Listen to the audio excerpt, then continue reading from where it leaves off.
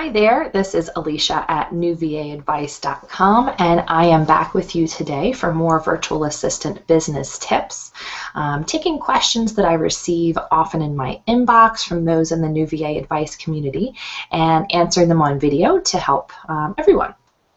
So a big question that I'm often asked is, how do I get started in the virtual assistant industry? Where do I start? How do I even know if this is right for me?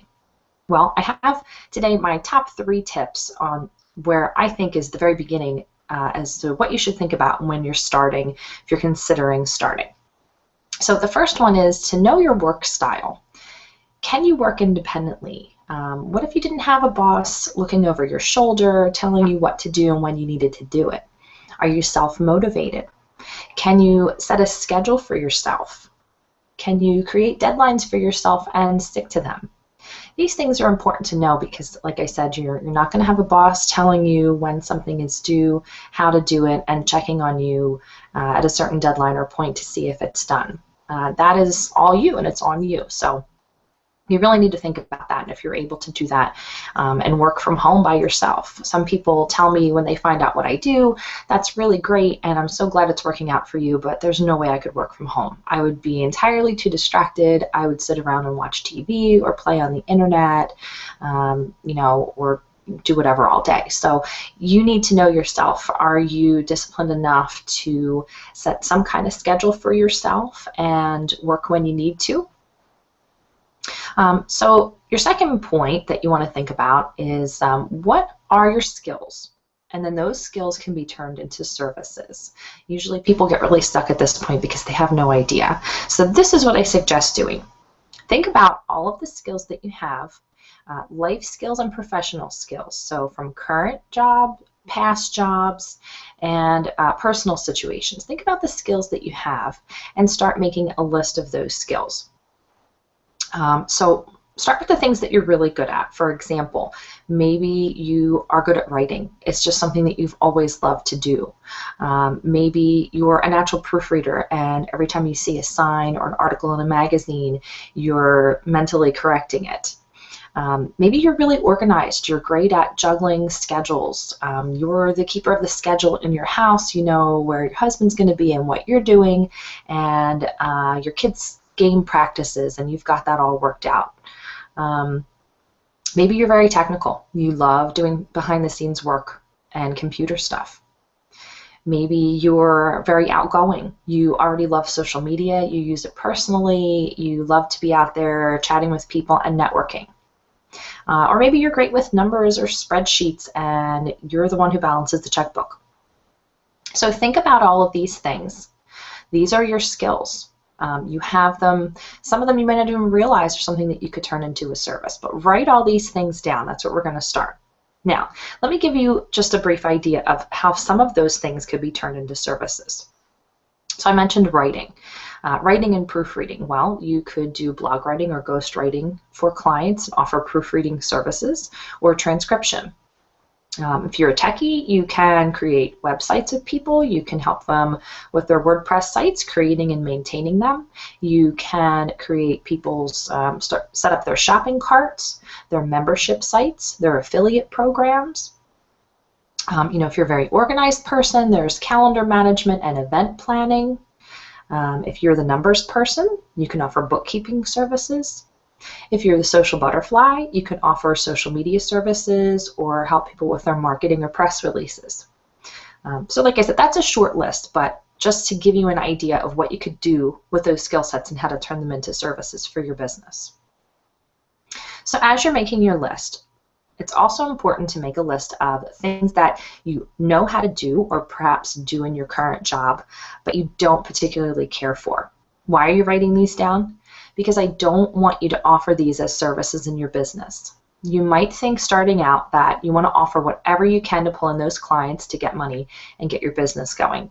But I want to tell you that if it's something that you don't enjoy doing, please don't offer it as a service. You might be good at it, but maybe you hate it. Maybe it's something that I listed earlier. For example, for me, it would be numbers. I am not a numbers person.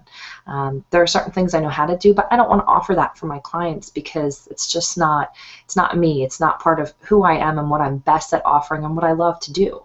So remember, This is your business now. You can set it up the way that you want to.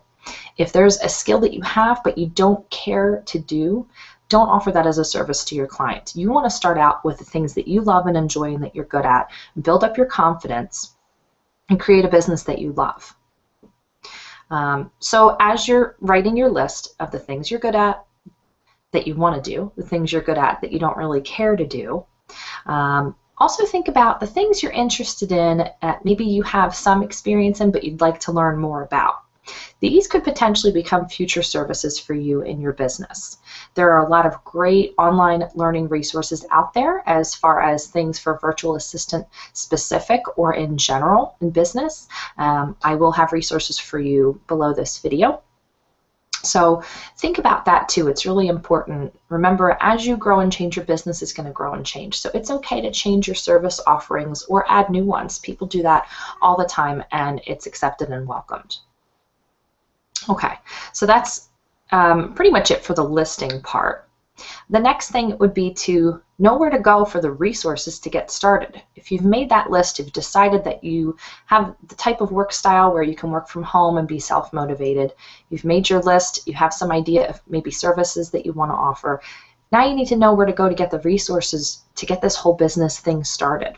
You need to know things like setting up the business aspect of your virtual assistant business, creating contracts for your clients, setting up your website, how you accept payments, and also getting support from others in your industry.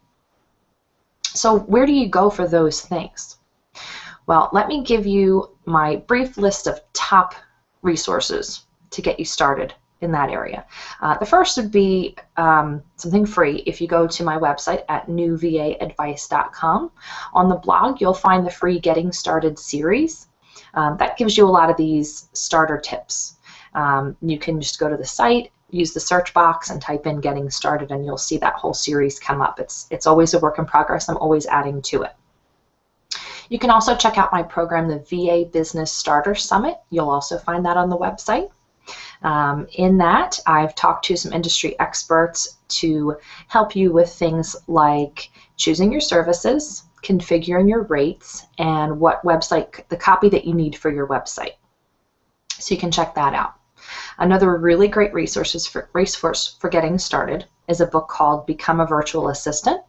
It's a guide written by Tess Strand of Virtual Assistant Forums, and she kind of gives you the whole A to Z from start to finish on starting your business, the things you need behind the scenes, things you're going to need to set up behind the scenes for clients.